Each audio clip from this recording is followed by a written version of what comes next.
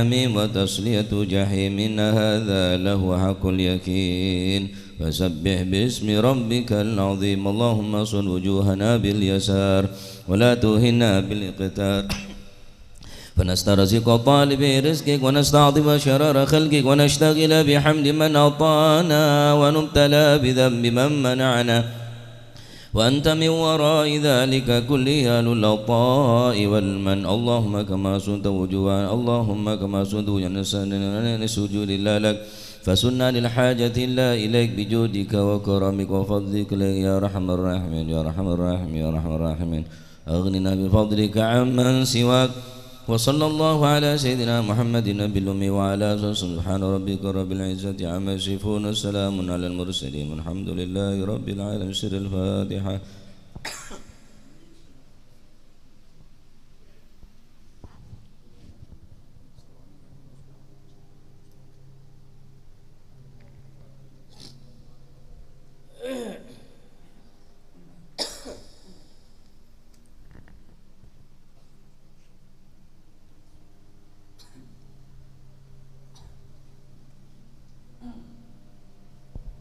الفاتحة لمن وأسلافنا الصالحون وعلى من وحبيبنا الهبشي أن الله يغفر ذنوبنا ويستر عيوبنا ويشفي أمراضنا ويقضي حاجاتنا وحاجات المسلمين أجمعين أن الله يسر كل أمورنا أمور الدنيا والآخرة وإلى حضرة النبي محمد صلى الله عليه وسلم بسر الفاتحة.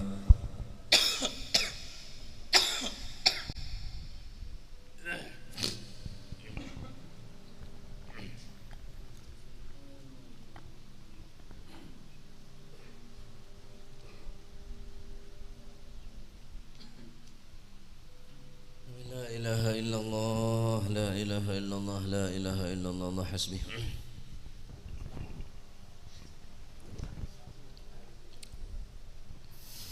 يا ربي صل على محمد شرف بدر في الكون أشراق. يا ربي صل على محمد يا ربي صل عليه وسلم. يا ربي صل على محمد كرم داع يدعو إلى الحق. يا ربي صل على محمد يا ربي صل عليه وسلم. يا ربي صل على محمد المصطفى الصادق المصدق. يا ربي صل على محمد يا ربي صل عليه وسلم. يا ربي صل على محمد أحلى الورى منطقا وأصدا. يا ربي صل على محمد يا ربي صل عليه وسلم. يا ربي صل على محمد أفضل من بالتقى تحقا.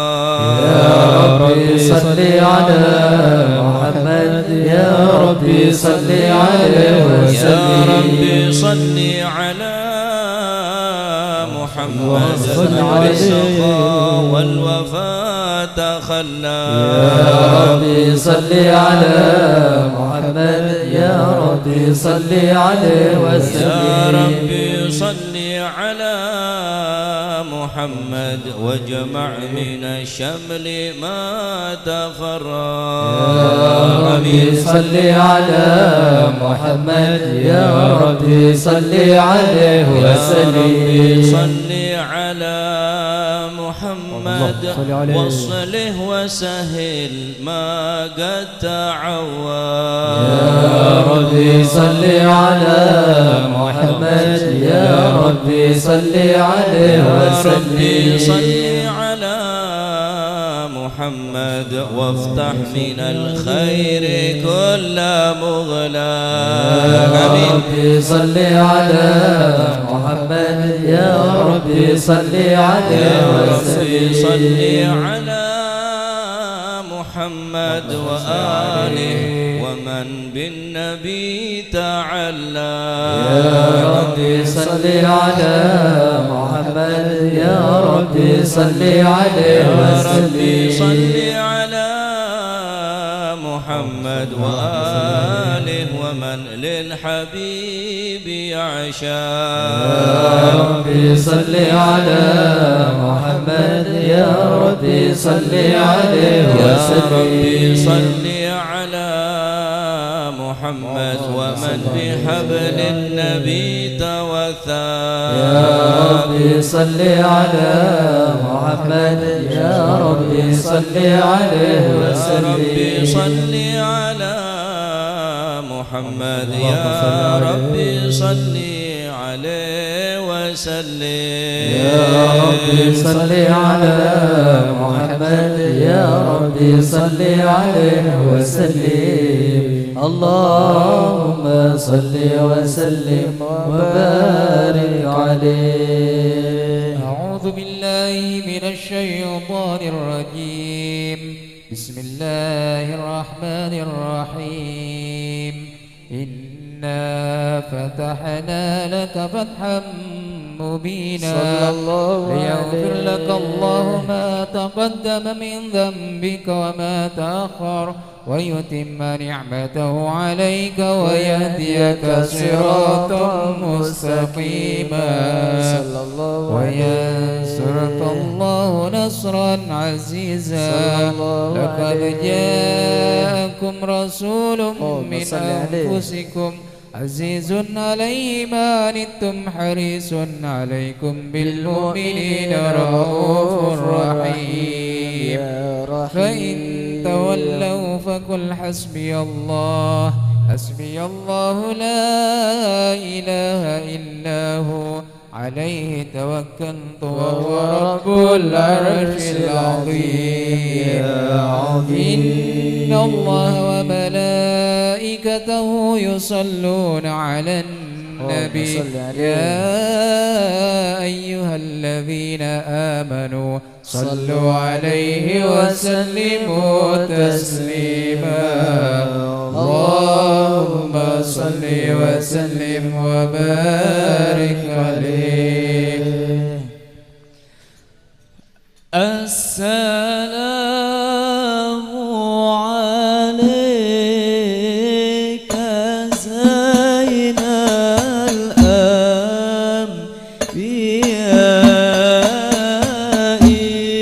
السلام عليك السلام عليك زين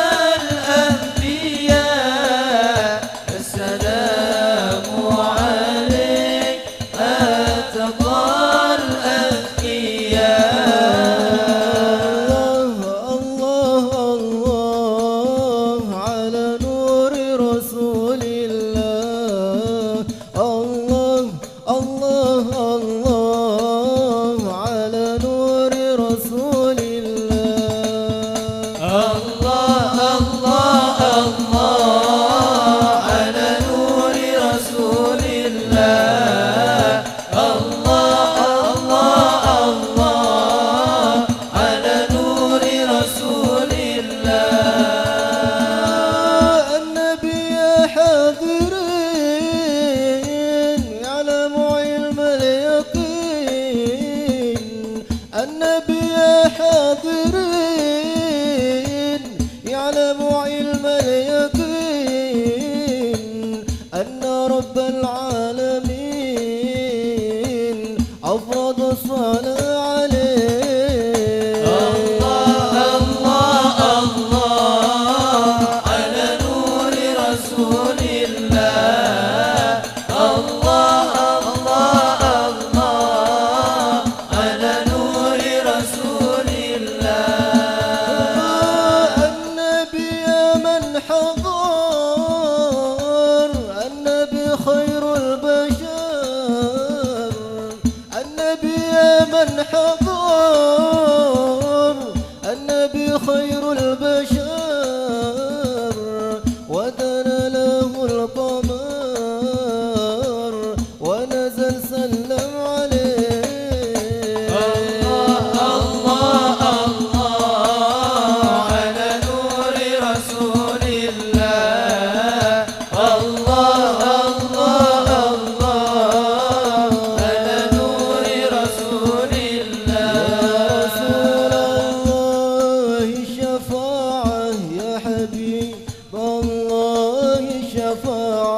يا رسول الله الشفاعة يا حبيب الله الشفاعة. لما نديت لبينا أقدمنا السمع والطاعة.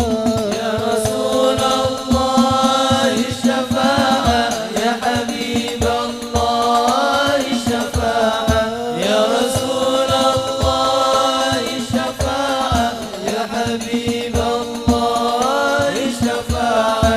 لما ناديت لبينا أقدمنا السمع والطاعة.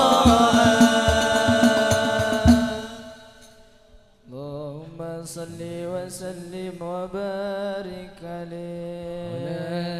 اللهم صل وسلم وبارك عليه وعلى آله. بسم الله الرحمن الرحيم.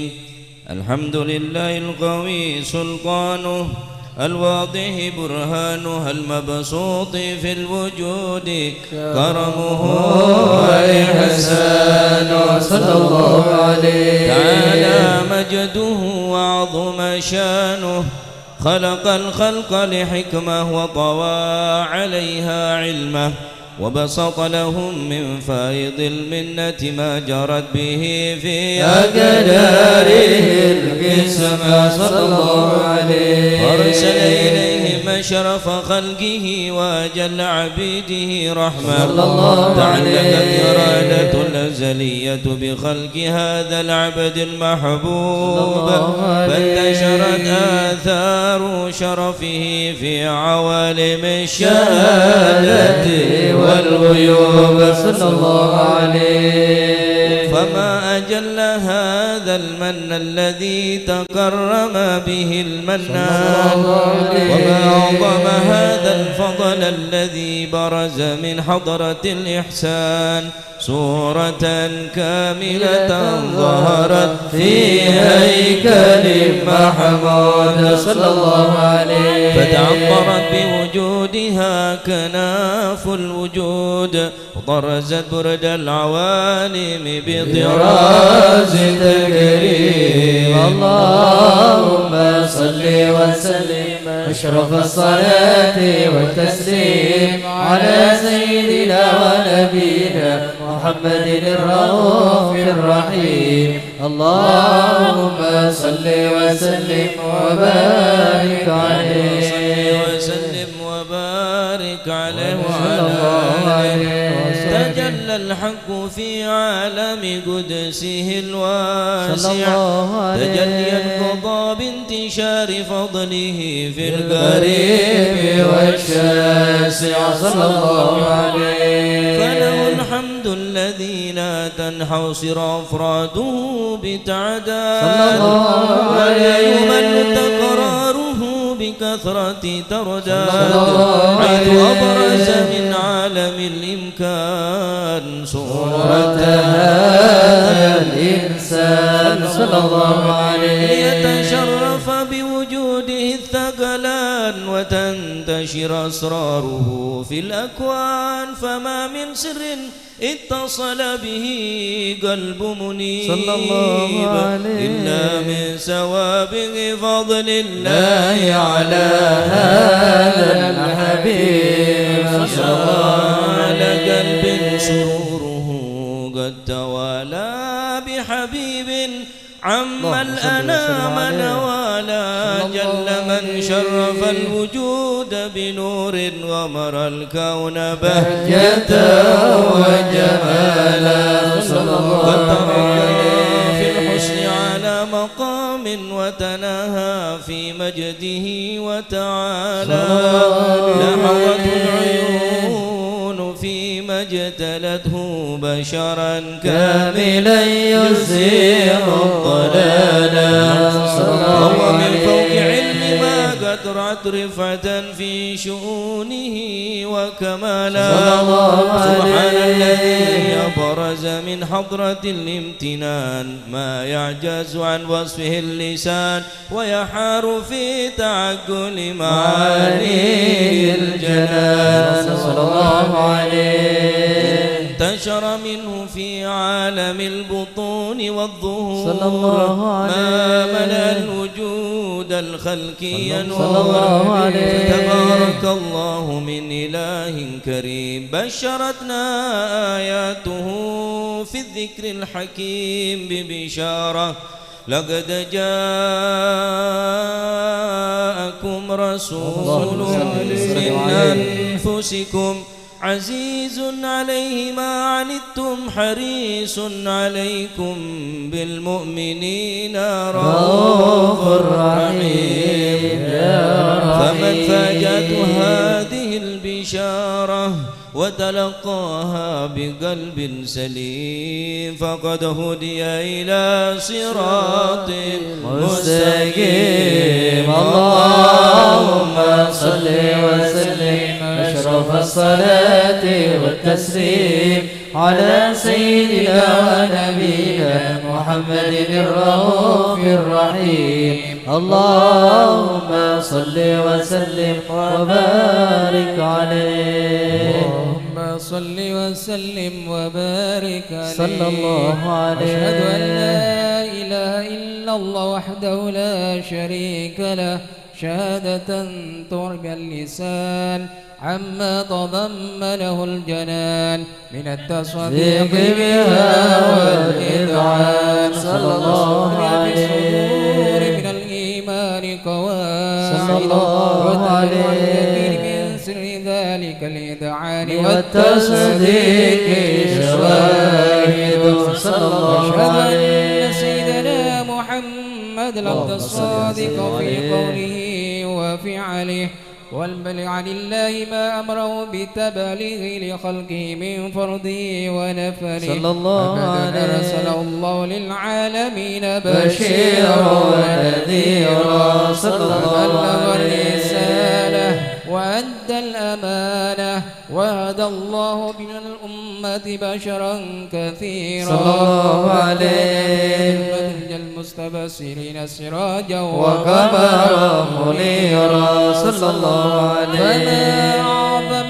من منة تكرم الله بها على البشر اللهم صل وسلم عليه من نعمة انتصر سرها في البحر والبر صلى الله عليه بأجل الصلوات وجماعها وأزكى التحيات ووسعها على هذا العبد الذي وفى بحق العبودية صلى الله عليه في حلة الكمال وقام بحق الربوبية في مواتن الخدمات لله وأقبل عليه غاية الإكمال صلى الله عليه المصلي عليه وينبث في قلب نور سر تعلقه به وهبه صلى الله عليه بعناية الله في اسمه وعلى آله وصحبه الذين ارتقوا صوت المجد بقربه صلى الله عليه الأصل بوده وهبه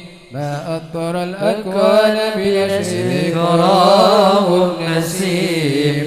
اللهم صل وسلم أشرف الصلاة والتسليم على سيدنا ونبينا محمد الرؤوف الرحيم. اللهم صل وسلم وبارك عليه.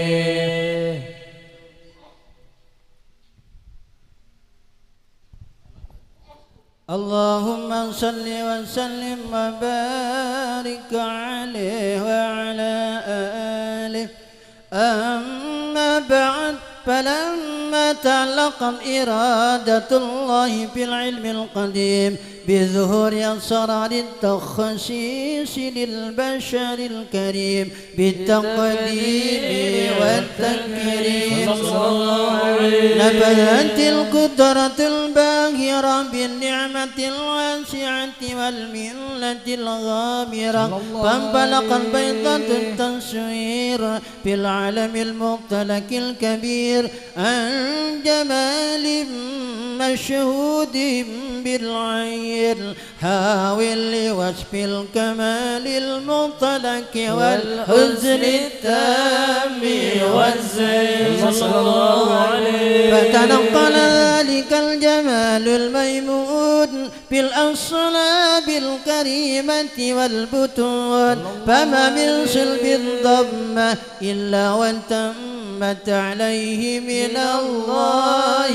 النعمة، فهو القمر التأمل الذي يتنقل ببروجه ليتشرف بموطن استقراره وموضع خروجه، وقد قضت الأقدار الأزلية بما قضت، وأظهرت من سر هذا النور ما أظهرت، وخصصت به من خصصت، فكان مستقر في الأصلاب الفاخرة والأرحام الشريفة الطاهرة، حتى برز في عالم الشهادة بشرا لا كالبشر ونورا حير الأفكار ظهوره وبر، فتعلقت همة الراقب لهذه الحروب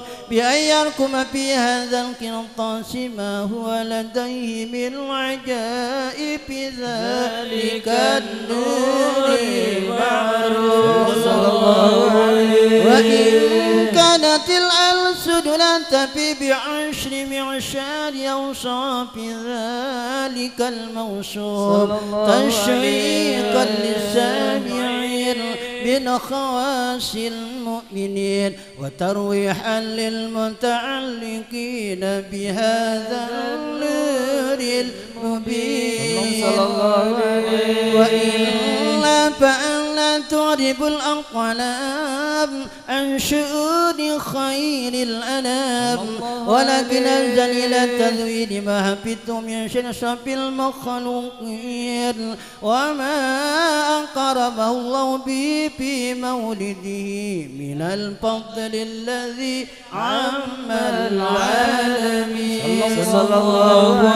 وبقيت رايته بالقول منشورة على مر الأيام والشهور والسنين، داعي التعلق بهذه الحضارة الكريمة ولاعج التشوق إلى سمع أوصافها العظيمة، ولعل الله ينفع به المتكلم والسامع، فيدخلان بشفاعة هذا النبي الشافي، ويتروحان بروح ذلك النعيم.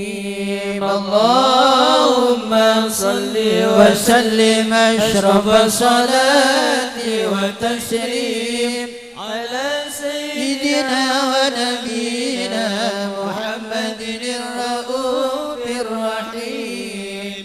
اللهم صل وسلم وبارك عليه.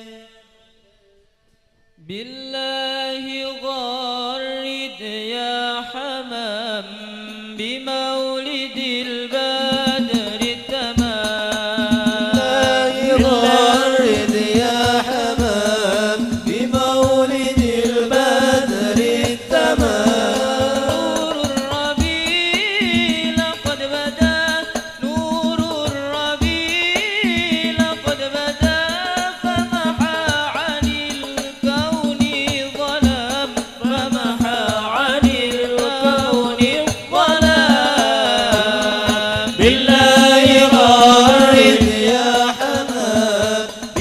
بمولد البدر التمام بالله غرد يا حمام بمولد البدر التمام نور الربيع لقد بدا نور الربيع لقد بدا فمحى عن الكون الظلام فمحى عن الكون الظلام الكون صاح مكبرا وبدا الهدى مستبشرا الكون صاح مكبرا وبدا الهدى مستبشرا الكون صاح مكبرا وبدا الهدى مستبشرا الكون صاح مكبرا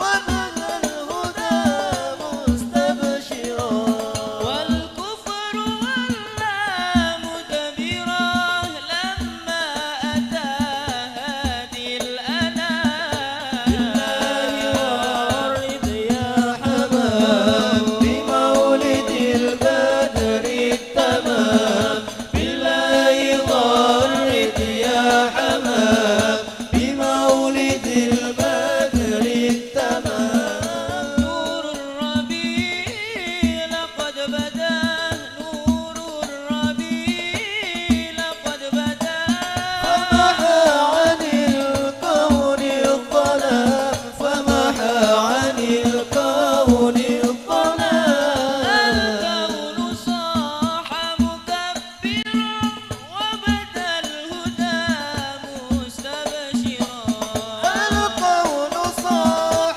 مكبرا وبدا الهدى مستبشرا الكون صاح مكبرا وبدا الهدى مستبشرا الكون صاح مكبرا وبدا الهدى مستبشرا والكفر ولى مدبرا لما أتى هادي الأنام غرد يا حمام بمولد البدر التمام بالله غرد يا حمام بمولد البدر التمام لقد بدا نور الربيع لقد بدا فمحى عن الكون الظلام فمحى عن الكون الظلام ميلاد طه نعمة ونور أحمد منة ميلاد طه نعمة وظهور أحمد منة ميلاد طه نعمة وظهور أحمد منة ميلاد طه نعمة وظهور أحمد نعمة هو رحمة وهداية من عند مولانا السلام بالله غرد يا حمام بمولد البدر التمام بالله غرد يا حمام بمولد البدر التمام نور الربيع لقد بدا نور الربيع لقد بدا فمحى عن الكون الظلام فمحى عن الكون الظلام اللهم صل وسلم وبارك عليه وعلى اللهم آله صل وسلم وبارك عليه وعلى آله وقد آن للقلم أن يخط ما حركت فيه الأنامل صلى الله عليه مما استفاده الفهم من صفات هذا العبد المحبوب الكامل صلى الله عليه وشمائل التي هي أحسن الشمائل صلى الله وهنا عليه. حسن أن نثبت ما بلغ إلينا في شأن هذا الحبيب من أخبار وآثار صلى الله عليه. ليتشرف بكتابة القلم والقرطاس وتتنزه في حدائق الأسماع والأبصار صلى الله عليه. وقد بلغنا في الأحاديث المشهورة أن أول شيء خلقه الله والنور المودع في هذه الصورة صلى الله عليه. فالنور هذا الحبيب أول مخلوق برز في العالم صلى الله ومنه عليه. تفرع الوجود خلقا بعد خلق فيما حدث وما تقدم صلى الله عليه. وقد أخرج عبد الرزاق بسنده عن جابر بن عبد الله الأنصاري رضي الله عنهما قال صلى الله عليه. قلت يا رسول الله اللهم صل بأبي وأمي أخبرني عن أول شيء خلقه الله قبل الأشياء قال يا جابر إن الله خلق قبل الأشياء نور نبيك محمد صلى الله عليه وسلم من نور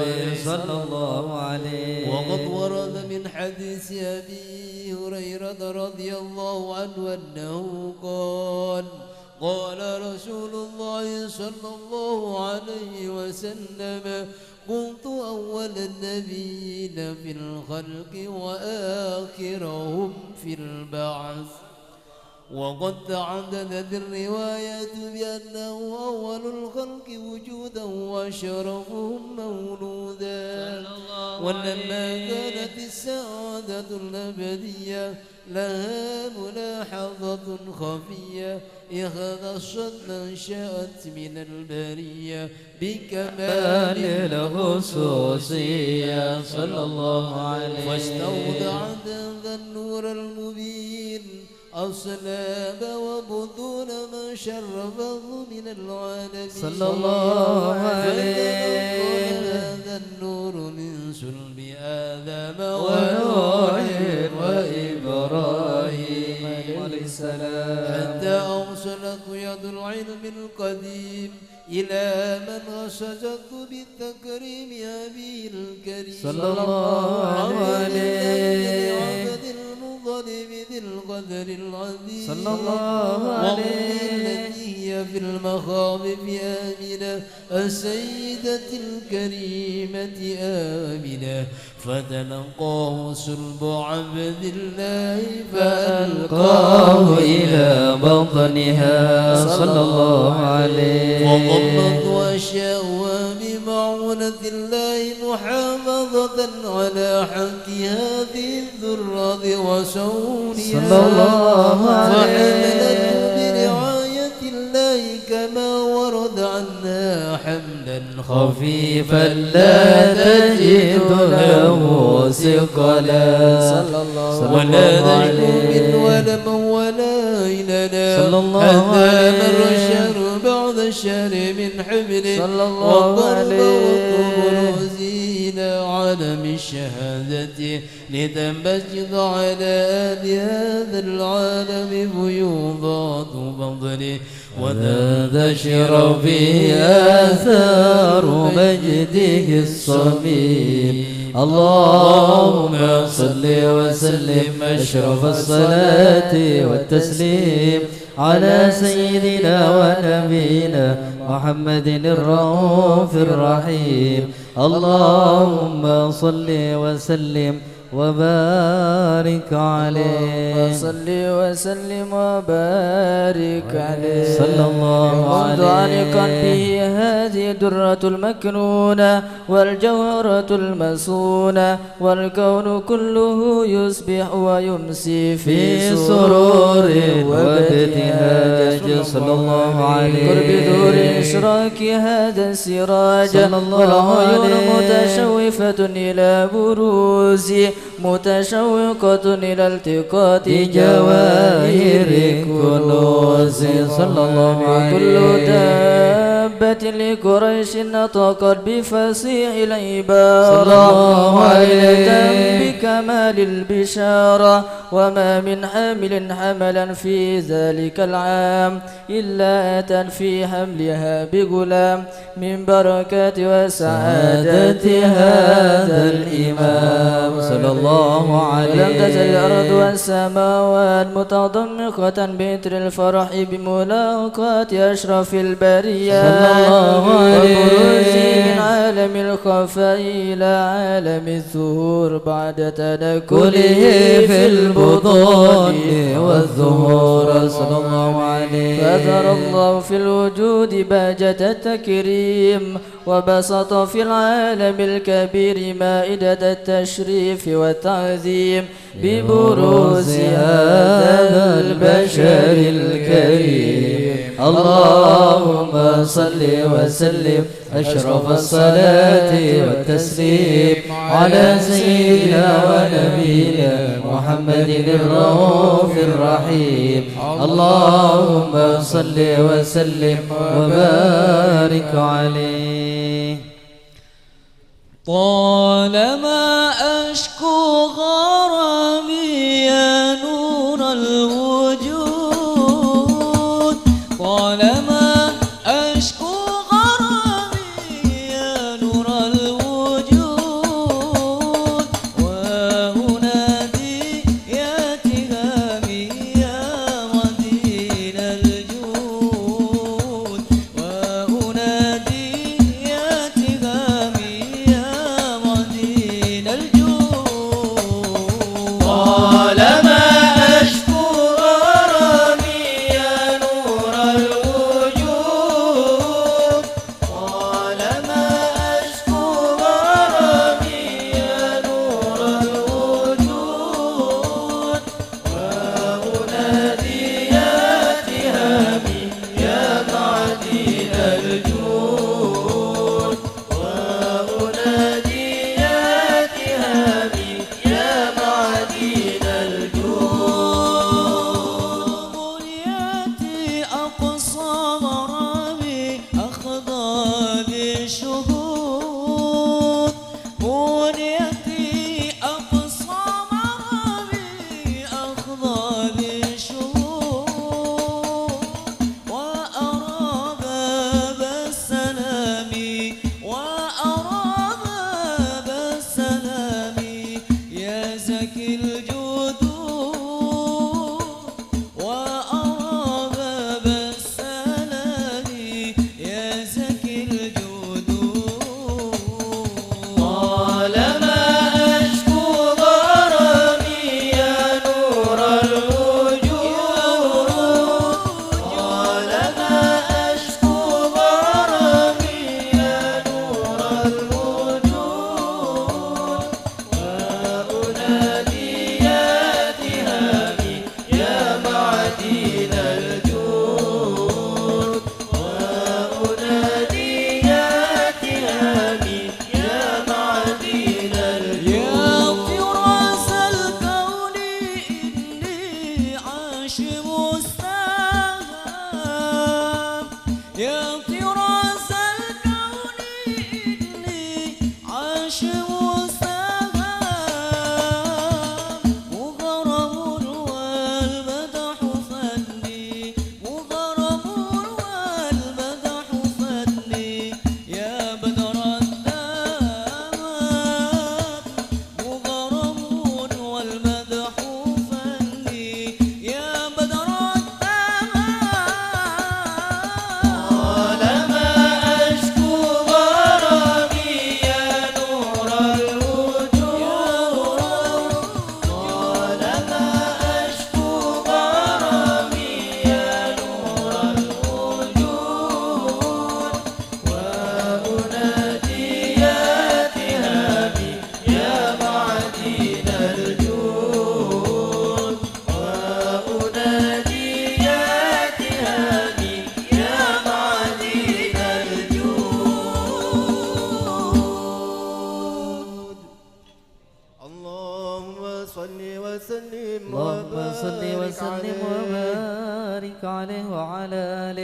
فحين قرب وضع هذا الحبيب علنت السماوات والأرض ومن فيهن بالترحيب وأمطار الوجود الإلهي على أهل الوجود تسج والسنة الملائكة بالتبشير للعالمين نتعج سبحان الله الحمد لله ولا إله إلا الله والله أكبر سبحان الله الحمد لله ولا إله إلا الله والله أكبر سبحان الله والحمد لله ولا إله إلا الله والله أكبر والقدرة كشفت قناع هذا المستور يبرز نوره كاملا في عالم الظهور نورا فاق كل نور وفد الحق حكمه على من أتم الله عليه النعمة من خواص الأمة يحضر عند وضعه أمة تأنيسا لجنابها المسعود ومشاركة لها في هذا السمات الممدود صلى الله عليه فحضرت بتوفيق الله السيدة مريم والسيدة آسيا ومعهما من الحور العين من قسم الله له من الشرف بالقسمة الوافية فأتى الوقت الذي رتب الله على غدوره وجود هذا المولود فانفلق صبح الكمال من النور عن عمود وبرز الحامد المحمود مذعنا لله بالتعظيم والسجود صلى الله محمد صلى الله عليه وسلم صلى الله على محمد صلى الله عليه وسلم صلى اللهم صل على محمد مولانا محمد أشرق الكون ابتهاجا بوجود المصطفى حمد ولأهل الكون أنس يا رسول الله سرور قد تجدد يا نبي سلام عليك يا رسول سلام عليك يا حبيب سلام عليك يا رسول الله صلوات الله عليك فضربوا يا أهل المثاني فهزار اليمن غرات واستضيئوا بجمال يا رسول الله في الحسن تفرد يا نبي سلام عليك يا رسول سلام عليك يا حبيب سلام عليك يا رسول الله صلوات الله عليك لنا البشرى بسعد مستمر ليس ينفد حيث أوتينا عطاء جمع الفخر المؤبد يا نبي سلام عليك يا رسول سلام عليك يا حبيب سلام عليك صلوات الله عليك فلربي كل حمد جل يحصره العاد إذ حبانا بوجود المصطفى الهادي محمد يا نبي سلام عليك يا رسول سلام عليك يا حبيب سلام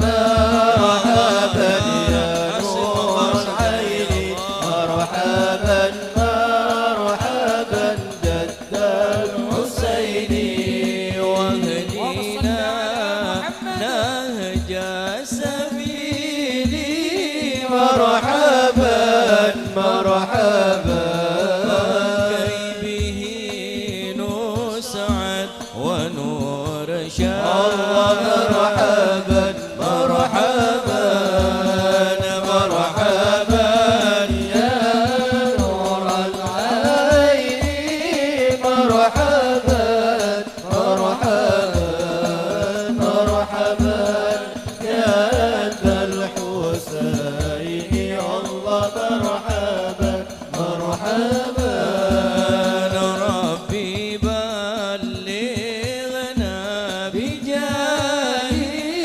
مرحبا مرحبا في جواري خير مقعد الله مرحبا مرحبا مرحبا يا نور العين مرحبا مرحبا مرحبا يا ذا الحسين الله مرحبا مرحبا وصلاة الله تغشى أشرف الرسل محمد صلوا عليه وسلام مستمر كل حين يتجدد صلى الله على محمد مرحبا صلى الله عليه وسلم مرحبا صلى الله على محمد مرحبا صلى الله عليه وسلم مرحبا اللهم صل على محمد. اللهم صل وسلم على سيدنا محمد وعلى آل سيدنا محمد. يا ربي يا عالم الحال إليك وجهت الآمال فامنن علينا بالإقبال وكن لنا واصلح البال. يا رب يا رب يا رب الأرباب عبدك فقيرك على الباب وقد أتى وقد بات الأسباب مستدركا بعدما مال. يا واسع الجود جودك الخير خيرك وعندك فوق الذي رام عبدك فادرك برحمتك في الحال.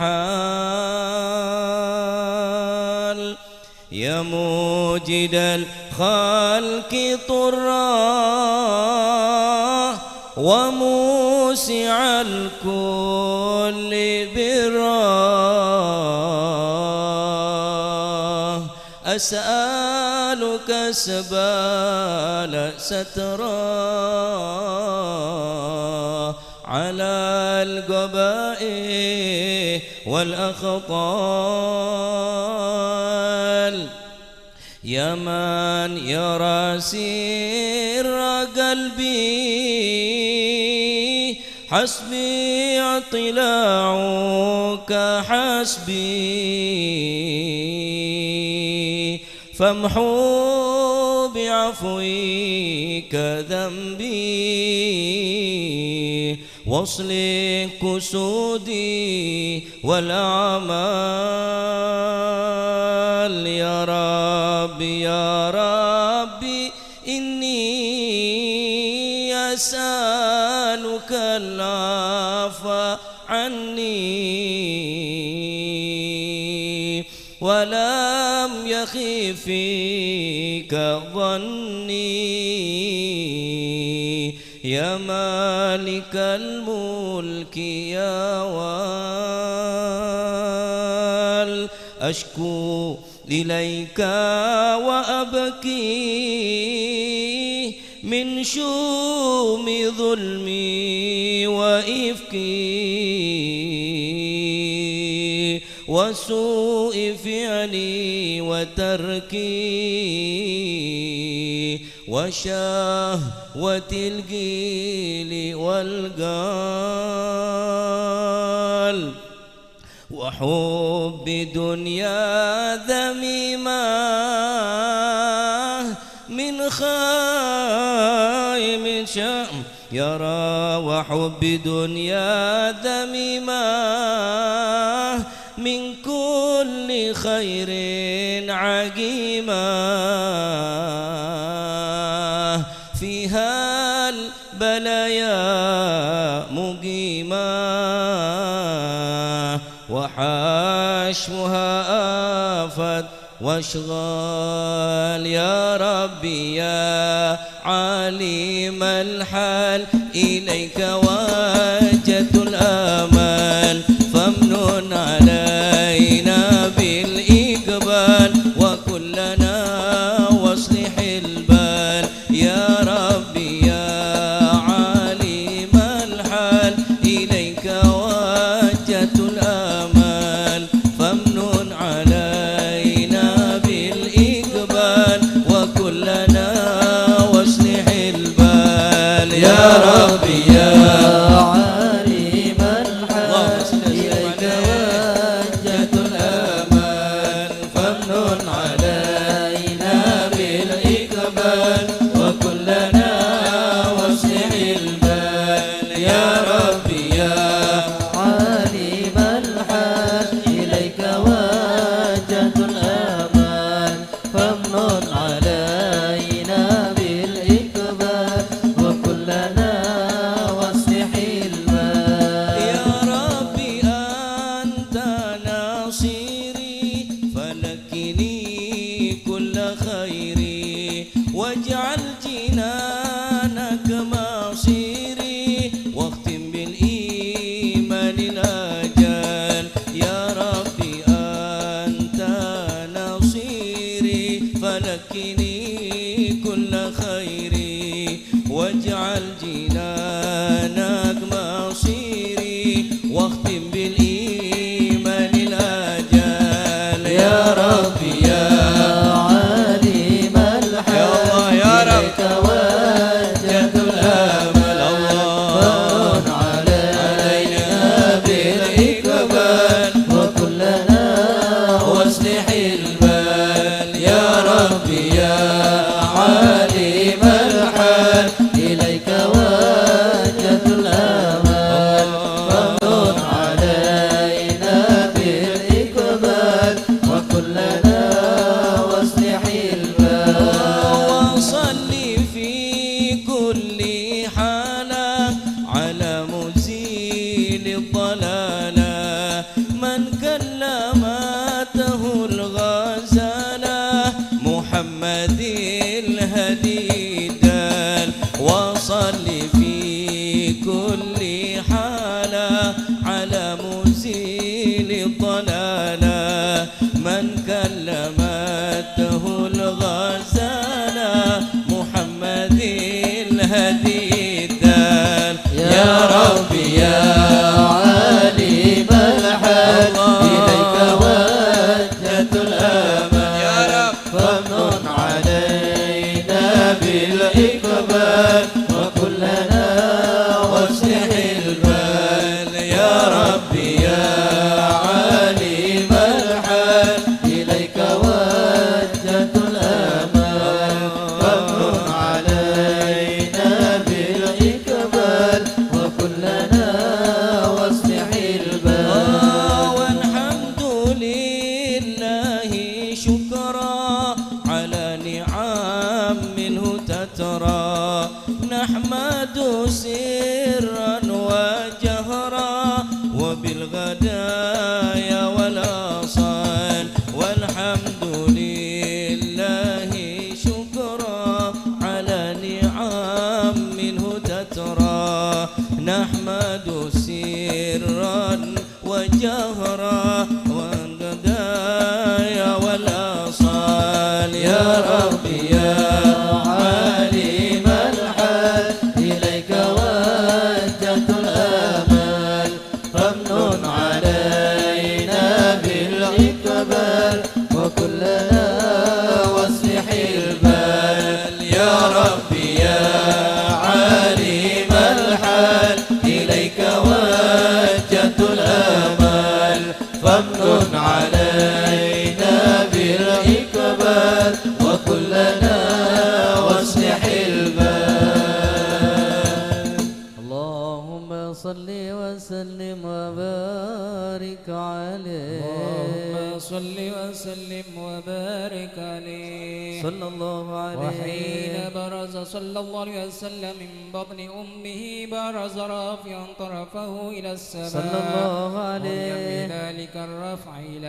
أن له شرفا على مجده والسماء صلى وكان الله وقع لسيد عليه الكونين من الشهور شهر ربيع الأول ومن الأيام يوم الاثنين صلى الله عليه ولولادته وقبره بالحرمين صلى الله وقد ورد عليه أنه صلى الله عليه وسلم ولد مقتولا مكحولا مقطوعا صلى الله ولد ذلك عليه يشرف عند الله عيد القدرة ومع بروزه إلى هذا العالم ظهر من العجائب ما يدل على أنه أشرف مخلوقين وفضل الحبائب صلى الله عليه بن عوف عن أم الشفاء رضي الله عنهما قالت لما ولدت آمنة رضي الله عنها رسول الله صلى الله عليه وسلم وقع على يدي فاستهل فسمعت قائلا يقول رحمك الله أو رحمك ربك صلى الله عليه الشفاء فضاء له ما بين المشرق والمغرب صلى الله حتى عليه نظرت إلى بعض كسور الروم قالت ثم ألبسته وأضجعته فلم أنشب أن غشيتني ظلمة ورعب وقشعريرة عن يميني صلى الله فسمعت عليه قائلا يقول أين دبدبي قال إلى المغرب صلى الله عليه ثم عاوذني الرعب والظلمة والقشعريرة عن يساري صلى الله فسمعت عليه قائلا يقول أين دبدبي قال إلى المشرق صلى الله عليه مني على بال حتى بعثه الله فكنت من أول الناس إسلاما صلى الله وكم عليه ترجمت السنة من عظيم المعجزات وباهر الآيات البينات بما يقضي بعظيم بعظيم شرف عند مولانا صلى الله وعن عليه عنايته في كل حين ترعاه وأنه الهادي إلى صراط الصراط المستقيم اللهم صل وسلم أشرف الصلاة والتسليم على سيدنا ونبينا محمد الرؤوف الرحيم اللهم صل وسلم وبارك عليه وسلم وبارك عليه وعلى صلى آله الله عليه ولقد اتصف صلى الله عليه وسلم من محاسن الأخلاق صلى الله بما تضيق عليه عن كتابة بطون الأوراق كان صلى الله عليه اللهم صل وسلم أحسن عليه الناس خلقا وخلقا وأولهم إلى مكارم الأخلاق سبقا صلى الله عليه وأوصى بالمؤمنين حلما ورفقا صلى الله برا عليه لا يقول ولا يفعل إلا معروفا صلى الله عليه له الخلق السهل واللفظ المحتوي عن المعنى الجزل إذا دعاه المسكين وأجابه إجابة معجلة صلى الله عليه وهو الأب الشفيق الرحيم باليتيم والأرملة وله مع سنة أخلاق الهيبة القوية التي ترتعد منها فرائس الأقوياء من البرية صلى الله ومن عليه نشر الطب إذا تعطرت الطرق والمنازل صلى الله وبعرف عليه ذكره تطيبت المجالس والمحافل صلى الله عليه فهو صلى الله عليه اللهم صل وسلم عليه. جامع الصفات الكمالية صلى الله والمنفرد عليه. في خلقه وخلقه بأشرف خصوصية فما من خلق في البرية محمود إلا وهو متلقى عن زين الوجود صلى الله عليه أجملت في وصف الحبيب وشني ولو العلا في مجدي ومكاني صلى الله أوصف عليه. عز قد تعالى مجدها أخذت على نجم السعاب إلهي صلى الله وقد عليه انبشط القلب في تضوين ما أفاضه العلم من وقائع مولد النبي الكريم صلى الله عليه. وحكاية ما أكرم الله به هذا العبد المقرب من التكريم والتعظيم والخلق العظيم صلى الله عليه وحسن مني أن أمسك أعنة الأقلام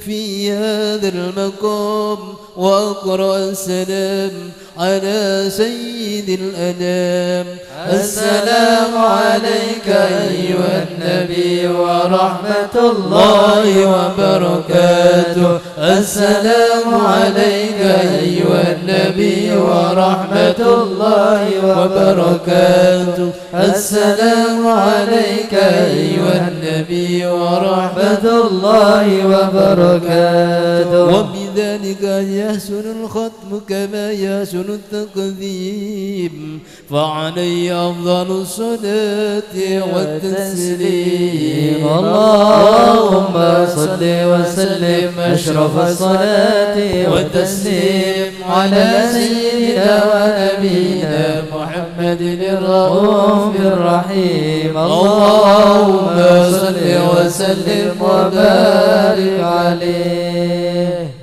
Bismillahirrahmanirrahim. Radhiyallahu ankum wa qala radhiyallahu an wa qala sayyiduna wa maulana al-imam Dhunnur al-bahir al-jami' baina ilmi al-batin wal-zahir as-sayyid al-sharif al-habib Abdullah bin Husain bin Tahir Ba'alawi Bismillahirrahmanirrahim. Wa'lam rahimakallah annahu ghalaba alaina tulul amal faqasat qulubuna wa ghalabat alaina al-ghaflah فتراها ميتة لا تتآثر بذكر الموت ولا برؤية الموتى ولا تتعظ بالآيات والمواعظ قال سبحانه سواء عليهم أأنذرتهم أم لم تنذرهم لا يؤمنون وقال سبحانه يسمع آيات الله تتلى عليه ثم يصر مستكبرا كأن لم يسمعها وقال الحبيب عبد الله بن علوي الحداد صاحب الراتب إن المواعظ لا تغني أسير هوى مغفل القلب في حيد عن السنن وقال الآخر لقد أسمعت لو ناديت حيا ولكن لا حياة لمن تنادي ونار لو نفخت بها أضاءت walakin doa nafhuka fir ramadi. Akhir ma qala wa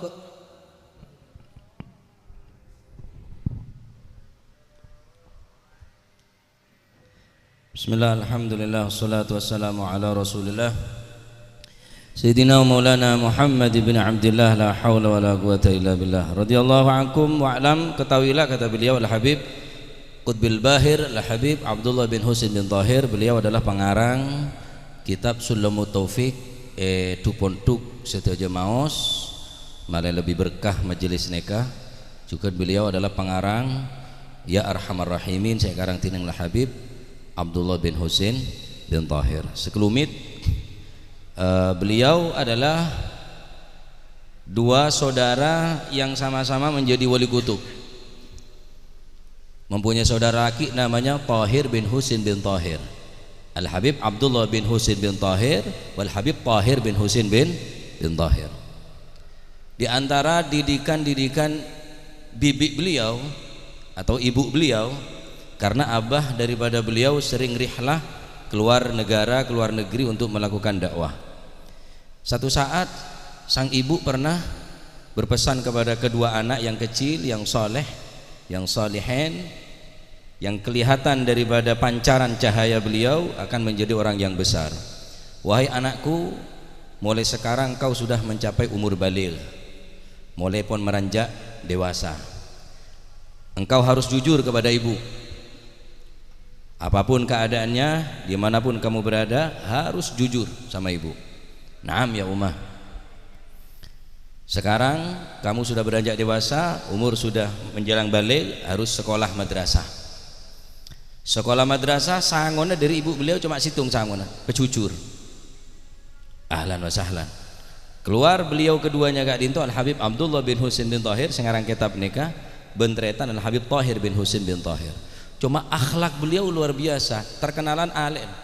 Atau Al-Habib Abdullah bin Husin bin Tahir terkenalan saja. Akhlak beliau luar biasa, tak pernah ngakan kecuali kakak ngakan, tak pernah jadan ya ada kakak, tak pernah rasana ngadain omong na kakak, tak pernah rasana meke omong na kakak. Akhlak beliau luar biasa. Pleman dari sekolah madrasah, kanak dua ini kan Habib Abdullah bin Husin bin Tahir wa akhih Tahir menemukan seseorang lagi jagal seekor unta, nyembeli unta. Cek rela nyaman kanak kene ngetela orang nyembeli unta seneng, ambu galu. Jues tak usah cek mulai kada dulu kak, renyongok ria bayi seneng ria. Si jagal gila oneng cek kedua naneka adalah putra daripada Al-Habib Husin, Al-Habib Abdullah bin Husin bin Tahir. Orang hebat ria, aban orang hebat. Akhirnya beri ceking onta. Ya Sayyid, suf hada laham, ente buat nanti makan malam, ente kasihkan sama Ummah untuk dimasakkan. Farhan, seneng kedua-duanya. Alhamdulillah ngakan teking, alhamdulillah ngakan teking. Ya Farhana, alhamdulillah. Pleman dengan riang gembira, seneng karena mulai ngeba teking. Bajana mulai tak mulai, jam lemak bajana mulai dari madrasah. Jam lemak terlebet, hampir setengah 6 tak datang. Wen, demer ya. Al-walad Abdullah bin Husin bin Tahir dan Tahir bin Husin bin Tahir mak tak ada datang. Dan teh adalah bang. Dari ini mamek lambat. Kalau bodoh anu ibu, bodoh orang yang beli onta, alhamdulillah beri teking nika untuk makan malam. Lah. Tidak ada asyak malam ini. Tidak ada makan malam hari ini. Kamu harus tak kurung dalam kamar, jangan keluar, jangan ada yang keluar, jangan ada yang makan. Kenapa? Karena kau tidak jujur. Tak oleh ambu kaki buambuan, tak oleh langsung mulai kaki buambuan. Malam ria ada makan malam. Wah, didikan dari seorang ibu menjadi wali kutub kutban Al-Karimin Al-Habib Abdullah bin Husin bin Tahir wal Habib Tahir bin Husin bin Tahir. Tambah malam nangis di dalam kamar. Rumah lapar, rumah lapar, rumah lapar. Lah, tak ada makan malam. Benih tak benih ke seorang ibu. Naluri seorang ibu tetap kasih sayang kepada seorang anak dengan berderai air mata, bercucuran air mata. Nangis seorang ibu, tapi ini adalah bentuk tarbiyah, takdib, pembelajaran kepada anak supaya menjadi anak yang jujur. Subhanallah. Jadi anak berkembang dewasa sampai di antara beliau amalah sehari semalam beliau maca la ilaha illallah sebanyak 20.000 kali. ditambah sehari semalam amalan daripada beliau Al Habib Abdullah bin Husain bin Tahir sholawat daga Gusti Kanjeng Nabi Muhammad SAW sebanyak 20.000 kali. Berkah bektonah berkah umrah. Bahkan beliau tak tanggung-tanggung pernah ampun menggali kuburan yang akan beliau tempati karena beliau mempunyai ghirah, cemburu kepada seorang perempuan yang bernama Rabi'atul Adawiyah, seorang perempuan yang asal muasalnya orang yang laibah, yakni orang yang setak pati gena kelakona, tapi ning akhir umurah tobat sampai ngale kuburan menghatamkan Al-Quran 1000 kali hataman Al-Quran. Karena beliau merasa maloh da orang bine padahal andik haid andik nifas, maka engkau orang laki beliau menggali kuburan dan menghatami Al-Quran dalam kuburan sebanyak 2000 kali hatam Al-Quran. Tapi apa kata beliau? Malana a'mal wa kasbuna kulluh zalal lakin lana fika amal tuhil dhammar ramah. Kami tidak mempunyai amal banyak, kami tidak mempunyai solat malam yang banyak, kami tidak mempunyai ibadah yang banyak. Malana a'mal, kami tidak punya amal banyak. Wa kasbuna kulluh zalal. Allahu Akbar. Amal sebanyak nikah, tapi beliau masih mengatakan kami tidak mempunyai amal. Edim mabuk-abuk nih kira-kira. Sama sekali ya ikhwani. Dengan kesempurnaan ibadah, dengan kesempurnaan ilmu, adab, istiqomah, beliau masih mengatakan kami tidak mempunyai amal banyak, amal sekema saya ingin bagi surga. Oleh karena itu teman-teman muka nasihat nih kabek tak manfaat insyaallah. Hadir kemis rang surga. Som ojon jono deki ojon ada ojon ngena-ngena. Berarti an sing ngenanginan berarti. Gampang masuk angin. Nah, kata beliau wa'lam rahimakallah, ketahuilah wahai saudaraku semoga kita mendapatkan rahmat dari Allah. Amin. Ini termasuk doa daripada beliau. Keuntungan membaca kitab-kitab beliau senika. Annahu qad ghalaba alaina tulul amal fagasat qulubuna wa ghalabat 'alaiha al-ghaflah. Kita telah dikalahkan tulul amal dengan panjang angan-angan. Kita hanya bisa berangan-angan. Insyaallah anak soleh solihah. Dari kamana anak jadi anak saya soleh. Mun sampean tak jadi orang saya soleh. Dari kamma anak bini jadi solihah sementara ibu tak solihah, tak mungkin terjadi nikah. Kulit sampean ini terlalu banyak tulul amal, terlalu banyak ngenangan sehingga menguasai diri kita. Ghalabat alaina tulul amal qulubuna wa ghalabat 'alaihal ghaflah. Telah menguasai kepada kita tulul amal faqasat qulubuna sehingga hati kita menjadi qasat, menjadi atos. Ate ini kepada si atos. Betoh walaupun atos tapi betoh bisa mungkin pecah. Beseh sekalipun keras tapi beseh mungkin bisa pelemes. Tetapi mon laate faqasat qulubuna, mola ate tadi ate se atos ate se bengkot tak masuk. Nah, tak masuk pun. Deki bade tanda-tanda ate se odik nih kan. Wa ghalabat 'alaihal ghaflah, alainal ghaflah, dan sudah menguasai kepada kita al-ghaflah, lupa kepada Allah. Hatta ning majelis dengan lupa ke Gusti Allah. Ning majelis lupa ke Gusti Allah, ki ghibah dalam majelis. Ki cat-nyacat orang padahal majelis tak ingat ke Allah Subhanahu wa taala. Fataraha maitatan la tata'athar bi dzikril maut. Berapa orang yang telah kita lihat mereka sudah mati mendahului kita. Tetapi la tata'athar, tidak membekas sama sekali. Ka'annal mauta ala ghairina kutib wa ka'annal fara'idha ala ghairina wujib. Seakan-akan kewajiban hanya bagi mereka, kita tidak wajib. Seakan-akan mati bagi mereka tapi kita akan hidup kekal selamanya. La ya ikhwani. Kudu sampean bi tahun ning napa cek laku cek deki tahun ning. Bahkan mungkin mari sini ke tahun ning kudu sampean. Rahasia ilahi nih. Berapa orang seepekol, berapa orang saksian seishaten, berapa orang tahlilin, berapa orang, tapi tak membekas. Wala biru'yatil mauta, sudah berapa orang yang kita pandang mereka orang mati. Makanya katel naga ngocak bihalisani halih.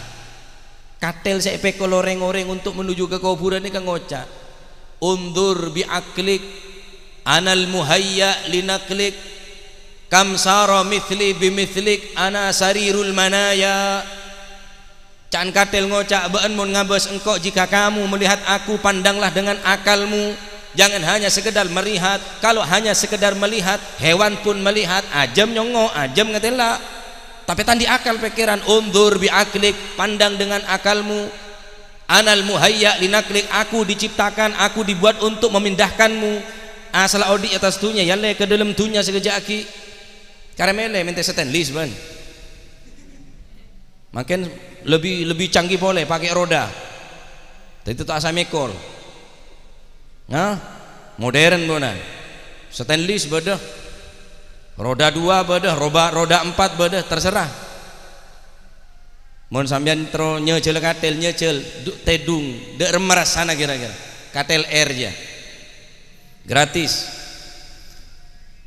ngoca anal muhayya linaklik kam sara mithli bimithlik berempat orang senompak engkau dia kata beun jia kengkuli sampean tak pernah sadar mantar pada sadar kula ban panjenengan sing semangat dalam ibadah dekat Allah Subhanahu wa taala wala tatta'id bil ayati wal mawaid. Kita tidak pernah menerima pelajaran mau'idhah baik dari ayat Al-Quran atau hadis-hadis kalam-kalam salah para ulama. Bukankah Allah Subhanahu wa taala berfirman a'andartahum am lam tundirhum la yu'minun.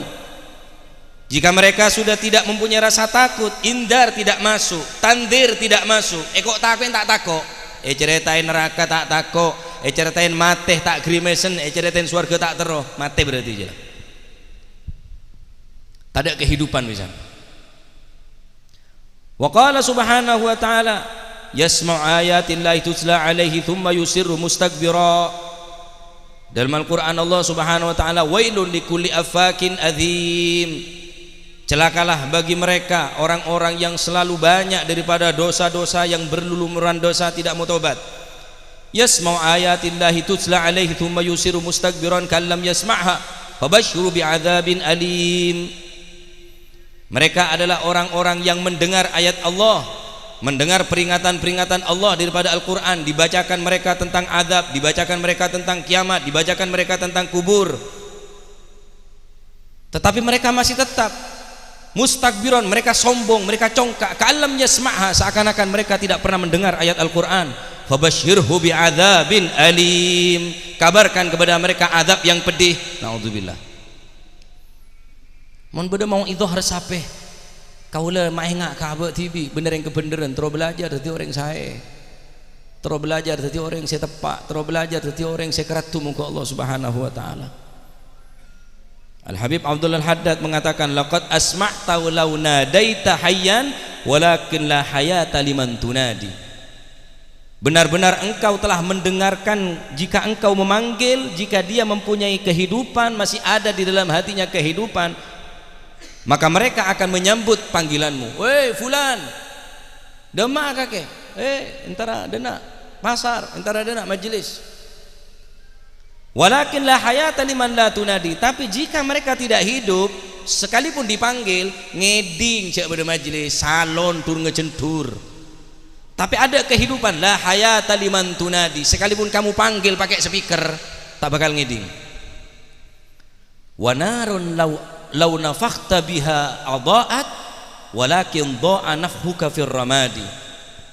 Api jika engkau tiup, manakala api tersebut masih ada kehidupan, jika engkau tiup adaat, dia akan hidup.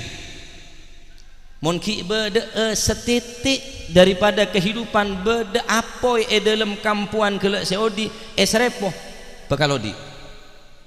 Walakin dha'a nafhuka liman la fir ramadi. Tapi engkau akan tiup api tersebut jika tidak ada kehidupan, alias tak ada bibit-bibit daripada api, ada mardana. Cuma karya Abu Tomang semakin esrepo bener semakin semak, semakin jauh. Ini sifat Abu Tomang nih. Esrepo bener tambah odi, tambah bulmul tak roh karuan. Ya cek tambah tak gelem. Hah? Apa berina door press? Aneka nasihat kang kuy kul panjenengan. Selama bede apoy dalam esrepol lalol lasre sampean si aroko bede puceng ki odi ngokos ikuni. Odi. Tapi monda rokok kele kampuan apoy kele mate esrepo. Tak ada apa-apa. Justru deki ngaltok kapi nih kah? Abu Toma, cek tadi Abu Toma. Hah? Cek tadi Abu Toma. Tak tadi apoy minimal tadi marde, kan lumayan.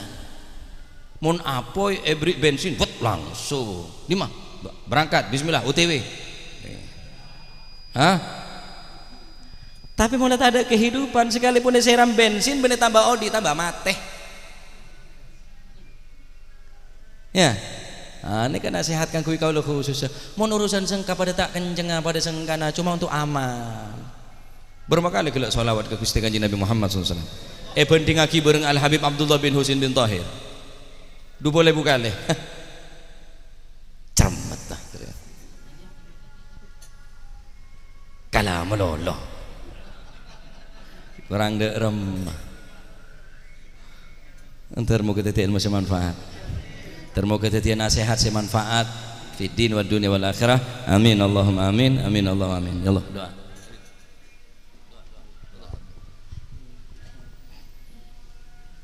Bismillahirrahmanirrahim. Alhamdulillahirabbil alamin. Allahumma salli ala sayyidina Muhammadin fil awwalin wa salli ala sayyidina Muhammadin fil akhirin wa salli ala sayyidina Muhammadin fi kulli waqtin wa hin wa salli ala sayyidina Muhammadin fil mala'il a'la ila yaumiddin. Wa lamma nadhama al-fikru min dirari al-awsaf al-muhammadiyyati uquda tawajjahtu ila Allah mutawassilan bi sayyidi wa habibi Muhammadin sallallahu alaihi wasallam ay yaj'ala sayfihi mashkuran wa fihi mahmuda وأن يكتب عملي في الأعمال المقبولة وتوجهي في التوجهات الخالصة والصلات الموصولة. اللهم يا من إليه تتوجه الآمال فتعود ظافرة وعلى باب عزته تحت الرحال فتغشاها منه الفيوضات الغامرة. نتوجه إليك بأشرف الوسائل لديك سيد المرسلين عبدك الصادق الأمين سيدنا محمد الذي عمت رسالته العالمين أن تصلي وتسلم على تلك الذات الكاملة مستودع أمانتك وحافظ سرك وحامل راية دعوتك الشاملة الأب الأكبر المهبوب لك والمخصص بشرف الأبخار في كل موطن من مواطن القرب ومظهر قاسم إمدادك في عبادك وساقك وشير شادك لأهل ودادك سيد الكونين وأشرف الثقلين الأمد المهبوب الخالص المخصوص منك بأجل الخصائص.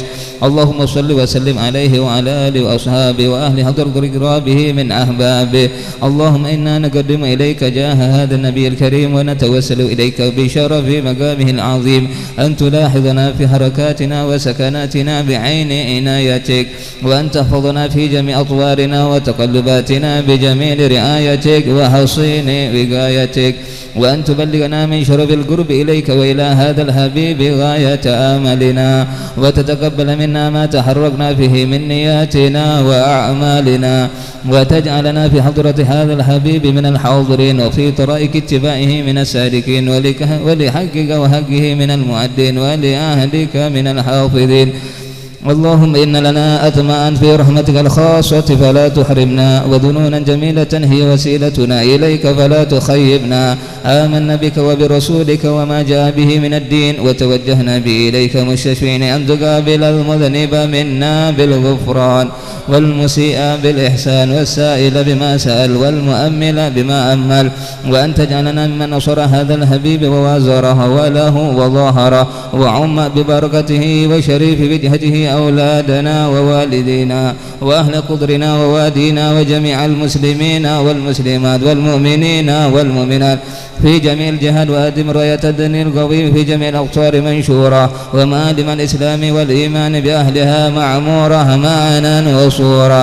واكشف اللهم كربة المكروبين واقضي دين المدينين واغفر للمذنبين وتقبل توبة التائبين وانشر رحمتك على عبادك المؤمنين أجمعين واكفي شر المعتدين والظالمين وابسط العدل بولاة الحق في جميع النواحي والأقطار وجدهم بتأييد من عندك ونصر على المعاندين من المنافقين والكفار واجعلنا يا رب في الحصن الحصين من جميع البلايا واجعلنا يا رب في الحصن الحصين من جميع البلايا واجعلنا يا رب في الحصن الحصين من جميع البلايا وفي الحلز المكين من الذنوب والخطايا وأدمنا في العمل بطاعتك والصدق في خدمتك قائمين وإذا توفيتنا فتوفنا مسلمين مؤمنين واختم لنا منك بخير أجمعين وصل وسلم على هذا الحبيب المحبوب للأسامي والأرواح والقلوب وعلى آله وصحبه ومن إليه منسوب آخر دعوانا أن الحمد لله رب العالمين سبحان ربك رب العزة عما يصفون